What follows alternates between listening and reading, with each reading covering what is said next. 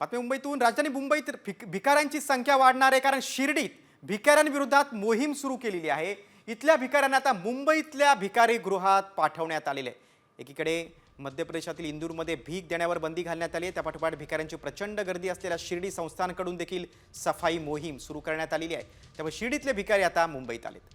दुसरीकडे बंदी असलेल्या इंदूरमधून देखील भिकारी मुंबईत येऊ शकतात. देशाची आर्थिक राजधानी आता भिकाऱ्यांची राजधानी होण्याची भीती त्यामुळे निर्माण झालेली आहे. सरकारला आता याविरोधात कडक पावलं उचलण्याची गरज आहे. नगरपालिका प्रशासन, साईबाबा संस्थान आणि शिर्डी पोलीस स्टेशन यांची संयुक्त कारवाई होती.